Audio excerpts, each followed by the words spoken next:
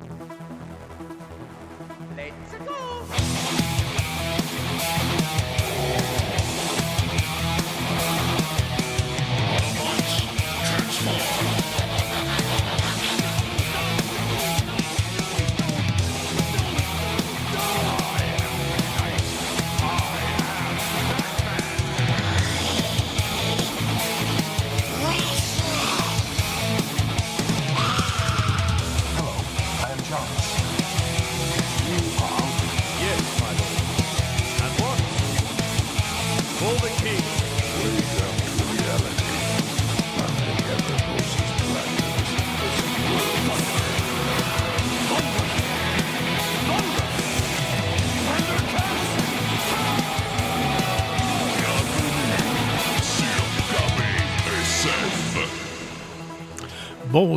Bonsoir la République, l'épisode 211 de KBSF s'alignait pour être quelque chose de majestueux. On avait avec nous autres dans le studio Martin Robitaille de Meet the Mailman, Sean était avec moi, Dr. Doom était avec moi.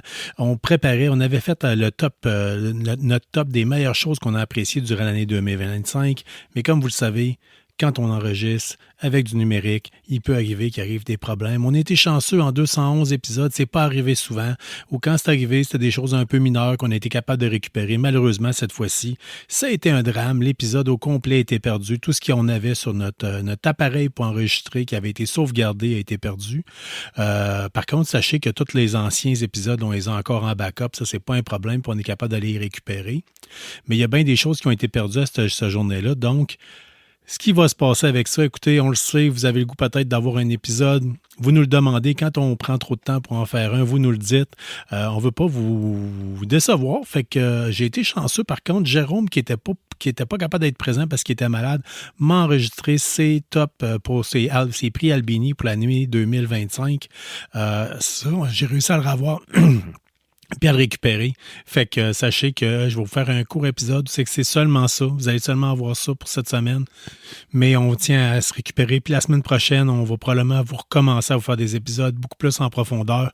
C'est vraiment de valeur. On avait 2 heures de matériel pour vous autres. Mais j'ai dit aux gars de garder leurs notes pour qu'on puisse être capable de revenir là-dessus. Donc, je vous souhaite une bonne écoute. Puis merci d'être encore fidèle après toutes ces années. Fait que c'est vraiment apprécié. Restez geeks. Plonge dans un univers disjoncté, des événements Battlefield avec des prix à gagner, des mini-jeux chaque semaine avec des cartes cadeaux Amazon et des tutoriels de hacking. Inscris-toi dès maintenant à crackthecode.ca, tu veux pas manquer ça. Don't try it. Don't try it. Oui, donc ici Jérôme Laroche et je vais vous faire part de mes Albini Awards pour 2025. Si on évoque le meilleur film, je vais y aller avec un film qui a peut-être un peu été sous le radar, Eddington, un film avec Joaquin Phoenix et Pedro Pascal. Un film qui se passe vraiment au début de la pandémie, en mai 2020, au Nouveau-Mexique, là, dans une petite ville fictive. Il y a vraiment le shérif là, joué par Phoenix, qui est très de droite, anti-mesures sanitaires, un peu paranoïaque. Et de l'autre côté, comme le maire de la ville, joué par Pedro, qui est plus de gauche, qui veut respecter les mesures sanitaires. Et les deux s'aiment vraiment pas. Là. C'est vraiment un conflit d'idéologie. Et ça fait juste le conflit s'amplifie entre les deux là, à cause de la pandémie. Là. De ce côté-là, la pandémie, c'est plus une trame de fond pour démontrer vraiment les différences idéologiques là qui se passent aux États-Unis.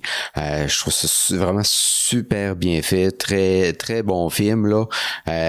Ça parle vraiment de la radicalisation là, politique là. Il y a plein de théories du complot là-dedans là qui est par le shérif là, Phoenix là, Joaquin Phoenix, vraiment du côté droite et gauche là, politique, sans vraiment nommer démocrates et républicains là, ça c'est on devine tout là. Vraiment l'usage des médias sociaux, comme les mensonges ou affirmer des choses sans preuve, vraiment c'est super bon film, bien acté. Ça prend une tournure vraiment spéciale à un moment donné avec des guns, une Gatling gun à quelque part. Puis c'est vraiment c'est intéressant. C'est vraiment ceux qui sont peut-être tannés des trucs de COVID puis de pandémie.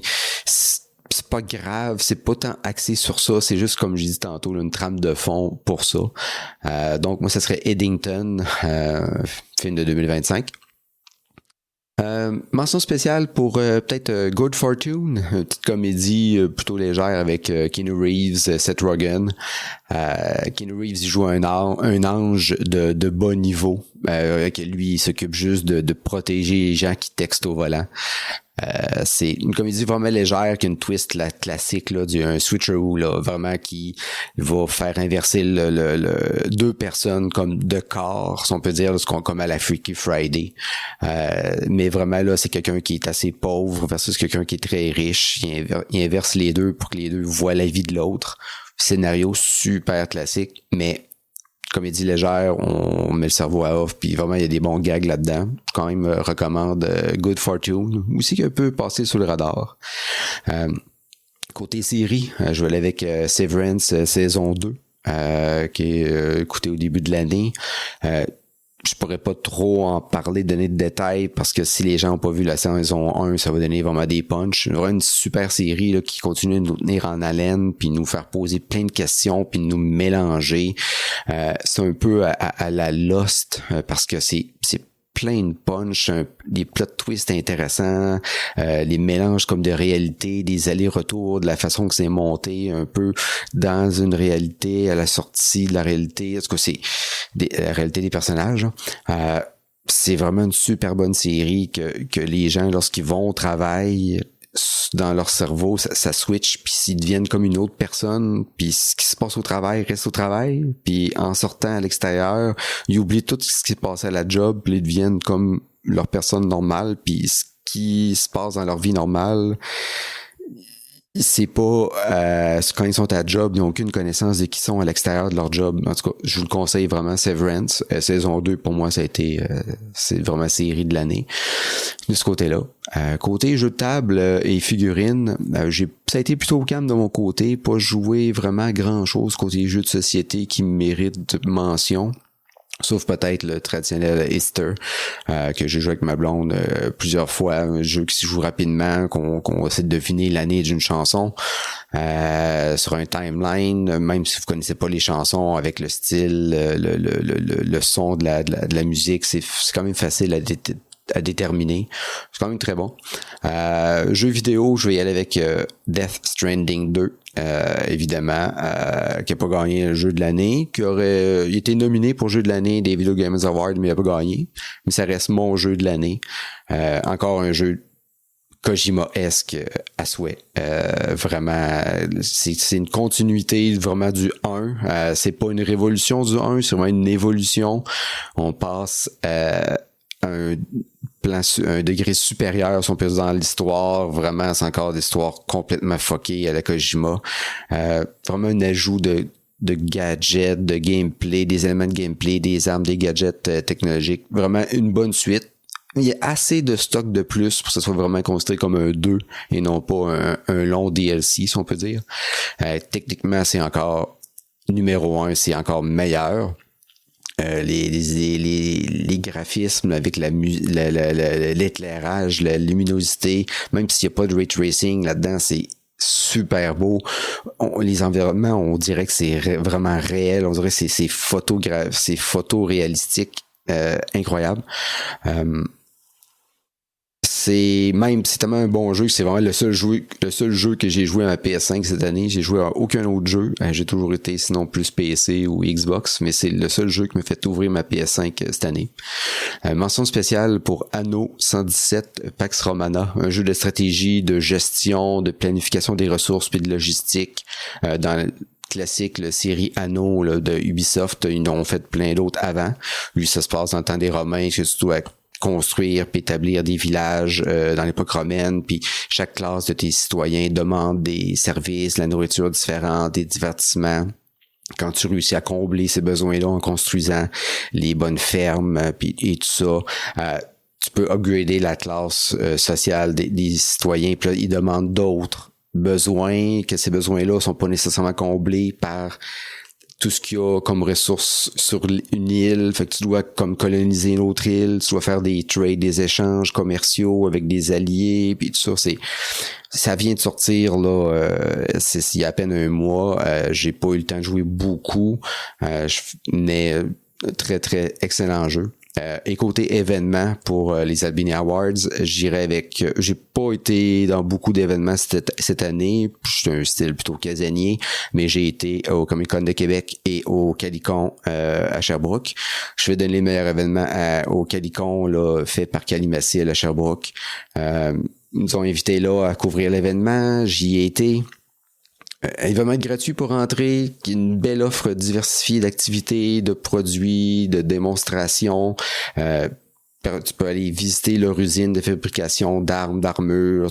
Il y a plusieurs artisans qui sont là exposants. Il y a de la nourriture, là, des breuvages. J'ai couvert le tout dans un autre épisode spécial de KBSF. Vraiment beaucoup d'activités que tu peux faire, des combats d'épée, tir à l'arc, tout ça, vraiment une belle animation, super convivial. Il y a beaucoup de gens, mais c'est assez respirable pour ceux qui aiment peut-être un peu moins les foules. Super bel événement que s'ils sont trop intimidés par les Comic-Con, Calicon de Calimacil à chaque année, une bonne alternative. Donc ce serait mon award, irait au Calicon de Calimacil. Merci d'avoir été des nôtres pour cet épisode de KBSF. On espère que vous avez apprécié. Si c'est le cas, abonnez-vous, écrivez-nous un avis sur votre plateforme de balado-diffusion préférée ou parlez-en à un ami. N'hésitez pas à nous suggérer des sujets de discussion ou nous faire part de vos idées et des événements que vous organisez.